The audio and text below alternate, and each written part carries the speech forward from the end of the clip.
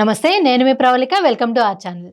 ప్రస్తుతం మనతో పాటు ప్రముఖ ఆధ్యాత్మికవేత్త ప్రొఫెసర్ డాక్టర్ ముల్లపూడి సత్యనారాయణ మూర్తి గారు ఉన్నారు. నమస్కారం గురుగారు. నమస్కారం మా ప్రవళిక. గురుగారు, 2025 నుంచి 26లోకి అడుగు పెట్టబోతున్నాము. అయితే ఈ 2026 సంవత్సరంలో కన్యా రాశి వాళ్ళకి ఎలా ఉండబోతుంది అంటారు? మొట్టమొదటిగా మన ఛానల్ ప్రేక్షకులకి, మీ అభిమానులకి, ఛానల్ ఫాలోవర్స్ అందరికీ కూడా 2026 హ్యాపీ న్యూ ఇయర్ చెప్దాం, శుభాకాంక్షలు. మరి మన ప్రేక్షకులకి బోనస్ ఏంటంటే మా ప్రవళికది కూడా కన్యారాశి జాతకం చూడండి. మీ అందరికి కన్యారాశి వాళ్ళకి అందరికి కూడా బ్రహ్మాండంగా ఉందమ్మా. అయితే సప్తమంలో ఉన్నటువంటి శని వక్రించి అక్కడే ఉంటాడు ఈ సంవత్సరం అంతా.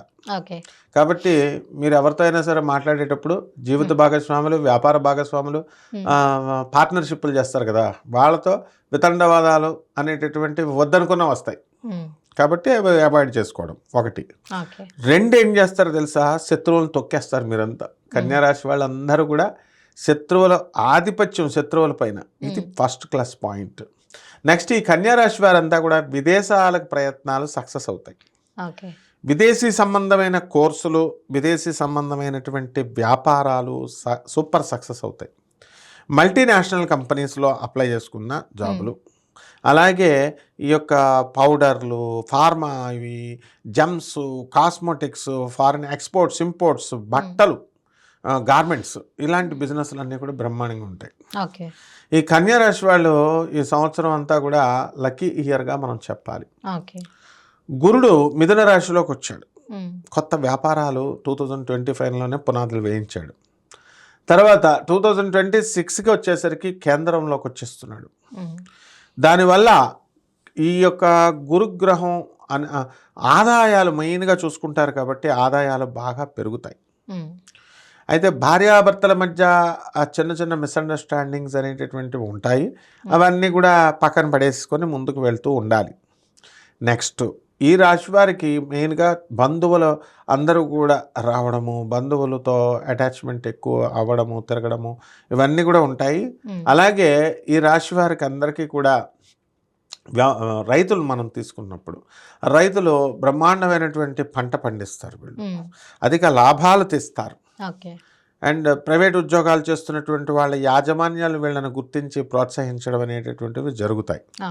అలాగే సొంత వ్యాపారాలు చేసుకునేటటువంటి వాళ్ళు, సొంత బిజినెస్లు పెట్టుకున్న వాళ్ళు, లాయర్లు, డాక్టర్లు, ఇంజనీర్లు, ఇలా సొంతంగా బిజినెస్లు వాళ్ళు సక్సెస్ అవ్వడానికి అవకాశాలు అధికంగా కనబడుతున్నాయి. ఈ కన్యారాశి వారికి అందరికీ కూడా నవంబర్ 25, 2026 సంవత్సరం వరకు విదేశాలకు వెళ్ళడానికి అవకాశం ఉంది. అలాగే చాదస్తం కూడా పెరిగిపోవడానికి అవకాశాలు ఉన్నాయి. ప్రతి పని కడిగింది 4 సార్లు కడగడం అంటే నీట్గా ఉండాలా అన్నట్టుగా.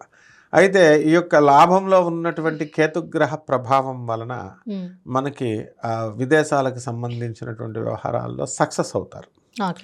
చాలామంది విద్యార్థులు పాపం అప్లై చేసుకుంటున్నారు, ప్రైవేట్ ఉద్యోగస్తులు కూడా ఫారెన్ వెళ్ళాలని. వాళ్ళకి ఇంకా ఛాన్స్ రావట్లేదు. చాలామంది, కొంతమందికి వచ్చింది, కొంతమంది రావట్లేదు. అటువంటి వాళ్ళందరూ కూడా వాళ్ళకి సక్సెస్ అవ్వడం జరుగుతుంది. తీరా ఫారెన్ వెళ్ళిన తర్వాత మనం ఇండియాలో ఉంటే బాగుండేది, అనవసరంగా ఇక్కడికి వచ్చాం, ఇక్కడ ఒకళ్ళే ఉంటున్నాం, మనతో పలకరించేవాళ్ళు లేడు, చాలా దూరం, ఎంత దూరం వెళ్ళాలో అనుకొని ఇలాంటి ఈతి బాధలు అనేవి చాలా అధికంగా ఉంటాయన్నమాట. అండ్ పిల్లల పెంపకంలో మంచిగా వీళ్ళు చేస్తారు.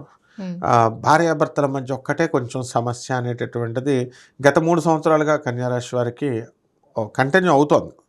కోర్టులు, తీర్పులు, ఇవన్నీ కూడా ప్రతి రాశికి ఉంటాయి, కానీ వీళ్ళకి కొంచెం అధికంగా సెగ తగులుతుంది. అయితే విచిత్రం ఏంటంటే కన్యారాశి వాళ్ళు భార్యాభర్తలు విడిపోరు అనమాట. అది విచిత్రం, మ్యాక్సిమంగా ఎక్కువ. సో ఆ రకంగా ఈ సంవత్సరంలో కొట్లాటలు ఉంటాయి, కానీ కోర్టులకు వెళ్ళిపోయి భయంకరంగా ఉండరు. తర్వాత ఈ యొక్క భార్యాభర్తలు వేరే వేరే ఊర్లలో ఉద్యోగాలు చేసుకోవడము, దీని ద్వారా దూరంగా ఉండడము అనేటటువంటిది కొన్ని సందర్భాల్లో జరుగుతాయి. ఆదాయాలు పెరుగుతాయి. తర్వాత అప్పులు కూడా తీర్చిపారేయడం జరుగుతుంది. ఇల్లు లేనటువంటి వాళ్ళు ఇల్లు కొంటారు, స్థలాలు లేనటువంటి వాళ్ళు స్థలాలు కొంటారు. మంచిగా చక్కగా వీళ్ళు ఒక్కొక్క పనిని ఒక్కొక్కటి సక్సెస్ఫుల్గా వీళ్ళు చేసుకుంటూ ఒక పొందికగా వీళ్ళు వెళ్ళాలి. ఓకే గురుగారు. అయితే కన్యా రాశి వాళ్ళు ఎలాంటి పరిహారాన్ని పాటించవచ్చు అంటారు?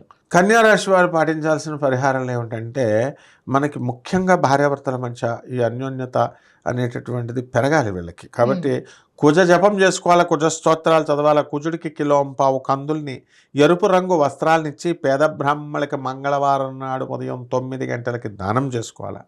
దశమహావిద్యల్లో ఒకటైనటువంటి అమ్మవారు త్రిపుర భైరవి ఆ అమ్మవారి యొక్క ఇది చేసుకోవాలి. ఇప్పుడు హీరోయిన్ సమంతని చూడండి, ఆమె ఏం చేసింది, త్రిపుర భైరవి అమ్మవారి, లింగ భైరవి అమ్మవారి పూజ అక్కడ సద్గురువు గారి దగ్గర కోయంబత్తూరులో చేయడం వల్ల ఆ కుజదోషాలు పోవడము, ఆమె వివాహం ఆటోమేటిక్గా చేసుకోదనేవారు. మనం 1 year బ్యాకే చెప్పాం చేసుకుంటుందని. అట్లా జరిగిపోతూ ఉంటాయి. అందుకని త్రిపుర భైరవి బాగా యోగిస్తుంది వీళ్ళకి. అమ్మవార్లు అందరూ ఒకటే, కాకపోతే ఈ రూపంలో మనకి పాము ఉంటుంది కాబట్టి, అలాగే చిన్నమస్తా అమ్మవారి పాములు, ఎక్కువ పాములు ఉన్నటువంటి పూజ చేసుకోవాలి.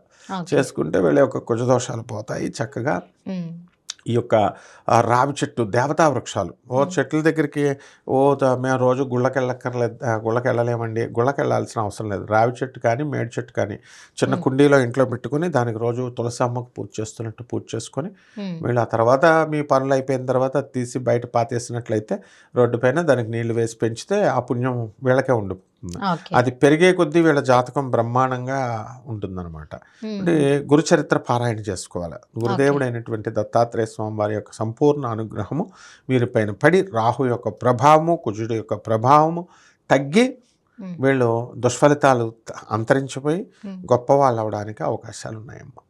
ఓకే. 2026లో కన్యా రాశి వాళ్ళకి ఎలా ఉండబోతుంది అనేది చక్కగా తెలియజేశారు. మరియు వాళ్ళు పాటించాల్సిన పరిహారాలు, చక్కటి పరిహారాన్ని తెలియజేసినందుకు ధన్యవాదాలు గురుగారు. ధన్యవాదాలమ్మా.